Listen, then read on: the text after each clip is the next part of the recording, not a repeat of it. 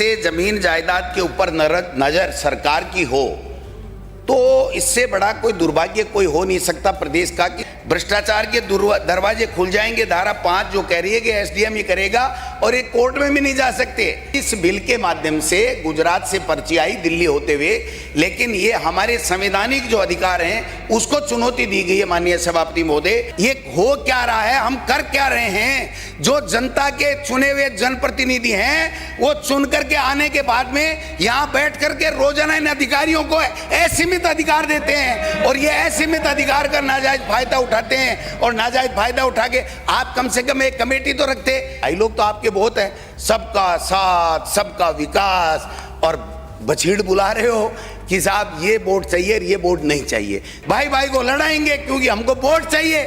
और ये वहां से गुजरात से एक फरमान आ गया कि भाई साहब ये करना, ये कॉपी पेस्ट करना बंद करो। ये बिल राजस्थान इक्षुक क्षेत्रों के स्थावर संपत्ति के अंतरण का प्रतिषेध और परिसरों से किराएदारों को बेदखली से संरक्षण के लिए उपबंध विधेयक 2026 मेरे समझ से परे है कि इस बिल की आवश्यकता क्यों पड़ी। यहाँ राजस्थान बहुत ही शांति प्रिय है और इसमें किसी तरीके की कोई बात आज की तारीख तक आई नहीं। ये बिल केवल और केवल सभापति महोदय इसलिए लाया गया है कि गुजरात की अंदर बिल है और वहाँ पर आराम से सत्ता चल रही है।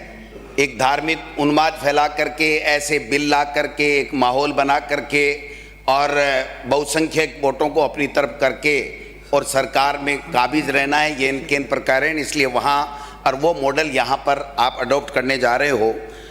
एक तरीके से जमीन जायदाद के ऊपर नजर सरकार की हो तो इससे बड़ा कोई दुर्भाग्य कोई हो नहीं सकता प्रदेश का कि सरकार ये चाहे कि कौन जमीन बेचेगा, कौन जमीन खरीदेगा, कहाँ की जमीन कीमती है, कहाँ मुझे इसको जो है वो क्षेत्र घोषित करना है और डिस्टर्ब एरिया घोषित करना है, किस अधिकारी को वहाँ लगाना है, कौन अधिकारी उसकी कीमत तय करेगा, बेचेगा नहीं बेचेगा, खरीदेगा नहीं खरीदेगा, इसकी अनुमति देंगे। ये सारे के सारे अधिकार जो हमें संविधान से हमें हर नागरिक को प्राप्त हुए हैं, उन के ऊपर सरकार का नियंत्रण करना और सरकार का इस तरीके से भ्रष्टाचार का बढ़ावा देने के लिए और उस क्षेत्र को, शांत क्षेत्र को अशांत करने का एक षड्यंत्र इस बिल के माध्यम से सरकार करने जा रही है। इसका मैं पुरजोर शब्दों में आप देखिए सर, धारा 3 क्या कहती है?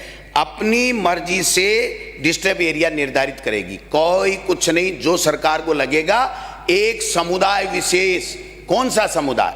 आप इस बिल में किया क्या एक जगह 90% माइनॉरिटी के लोग रहते हैं, एक ऐसा मोहल्ला है जिसमें 98% हिंदू कम्युनिटी के लोग रहते हैं, तो क्या वो माइनॉरिटी वाला ही होगा या हिंदू वाला होगा या नहीं होगा? कम से कम किसी समुदाय विशेष को आप इंगित करना चाहते हैं, आपकी मंशा क्या है? वो अगर कानून बनाने जा रहे हैं तो उस कानून के अंदर आपको मंशा अपनी स्पष्ट करनी पड़ेगी। ये मैं निवेदन करना चाहता हूं जो इन्होंने नहीं किए। बेचान पे रोक लगा दी, अधिकार वही कीमत तय करेगा तो मोल भाव बढ़ेगा। फिर वो ब्यूरोक्रेसी, असीमित अधिकार वाली बात जो कल भी मैं कह रहा था, अभी आके एक नमूना देख ही रहे थे क्या क्या हाल है, क्या मंत्रियों के, क्या सरकार के, क्या सीएमओ के इन अधिकारियों ने हाल कर रखे हैं। मैं समझता हूं कि ये बहुत बड़ी बात है। भ्रष्टाचार के दरवाजे खुल जाएंगे। धारा 5 जो कह रही है कि एसडीएम ही करेगा और एक कोर्ट में भी नहीं जा सकते, कोर्ट में भी नहीं जा सकते आप, आपको ये अधिकार हो गया। सरकार से ज्यादा कुछ भी नहीं। सरकार मीन्स ब्यूरोक्रेट, कौन मुख्यमंत्री, कौन मंत्री, कितनी चलती है कितनी नहीं चलती है सबको पता है सर। इसलिए मैं ये कहना चाहता हूं कि आप समुदाय विशेष को टारगेट करके एक एरिया यहां डिस्टर्बेंस लाना चाहते हैं, जो शांत क्षेत्र है उसको डिस्टर्ब करना चाहते हैं, गोलमाल परिभाषा देकर के क्या करना चाहते हैं। सरकार का फैसला इस कानून में ये कर दिया कि अंतिम होगा, तो मैं समझता हूं कि अंतिम होगा। सरकार संपत्तियों का रजिस्ट्रेशन भी अनिवार्य कर दिया, किसी के पास पट्टा है किसी के पास नहीं है, किसी ने रजिस्ट्रेशन कराया नहीं कराया, ये सारी बातें कुल मिलाकर के मैं ये कहना चाहता हूं कि इस बिल के माध्यम से गुजरात से पर्ची आई दिल्ली होते हुए, लेकिन ये हमारे संवैधानिक जो अधिकार हैं उसको चुनौती दी गई है। माननीय सभापति महोदय, अनुच्छेद 19(1) अनुच्छेद 19(1) एकांत क्षेत्र के नाम से विशेष समुदाय विशेष को करके संपत्ति बेचने का और रखने का, व्यवसाय करने का जो हमारा संवैधानिक राइट है उसको आप लोग खत्म कर रहे हो। अनुच्छेद 301 संपत्ति का जो हमारा अधिकार है उसके ऊपर भी आप मॉनिटरिंग बैठाने का काम कर रहे हो। अपने विवेक से एकांत क्षेत्र घोषित कर दोगे, अपनी मर्जी का एसडीएम लगा दोगे, कहोगे भैया ये माल इतने में आना चाहिए, ये माल में इतना मेरा कमीशन होना चाहिए। तो ये इस तरीके की बात कर दिया। अनुच्छेद हमारा जो कॉन्स्टिट्यूशन है वो दिन दिन उसको तोड़ने की साजिश तो ऊपर से डबल इंजन की सरकारें कर ही रही हैं, लेकिन अनुच्छेद 14 जो हमें समानता का अधिकार देता है उस समानता के अधिकार को खत्म करने के लिए आप किसी भी निवासियों को संदिग्ध श्रेणी में डाल करके उसको अपमानित करने का काम कर रहे हो और उनको अशांत करने का काम कर रहे हो। मैं समझता हूं कि केवल भौगोलिक या जनसांख्यिकीय आधार पर भेदभाव करना धारा अनुच्छेद 14 की कसौटी पे खरा नहीं उतरता है। संघवाद और राज्य की शक्तियों का दुरुपयोग करने के लिए ये बिल लाया गया है। जिम्मेदारी से भाग रही है कि लॉ एंड ऑर्डर मेंटेन करना सरकार का काम है, 70 साल से कर रही है। आपने ऐसी क्या बात है, आप कर नहीं पा रहे हो, इसलिए जमीनों के अंदर आपकी नजर हो गई और नजर होकर के एक बिल ला करके आप इस तरीके का काम करना चाह रहे हो। मैं इंस्पेक्टर राज को बढ़ावा मिल जाएगा। माननीय सभापति महोदय, किराएदारों के संरक्षण के नाम पर एक नया संकट आप लोग पैदा कर रहे हो, ये बहुत गलत बात है। संपत्ति के मालिकों को आप शोषण करने की दृष्टि से आपने विवादों को बढ़ाने के लिए ये कानून लेकर के आए हो। इसलिए मैं रेट कंट्रोल, जब किराएदार के लिए रेट कंट्रोल एक्ट पहले से मौजूद है उनकी रक्षा करने के लिए, उनके अधिकार तय करने के लिए, तो मैं समझता हूं कि इस बिल को लाने का क्या औचित्य है। केवल रियल एस्टेट पे आपकी नजर है। अगर आप एकांत क्षेत्र करके सरकार अपने हाथ में लेगी तो रियल एस्टेट भी पर भी प्रभाव पड़ेगा। जो रियल एस्टेट बूम पे है वो बिल्कुल डाउन चला जाएगा, लोग गरीब और ज़्यादा तकलीफ में आ जाएंगे, भ्रष्टाचार बढ़ जाएगा और न्यायिक जांच कोई नहीं, न्यायालय कोई नहीं, सब कुछ सरकार और उस अधिकारी कलेक्टर और एसडीएम के ऊपर हो जाएगा।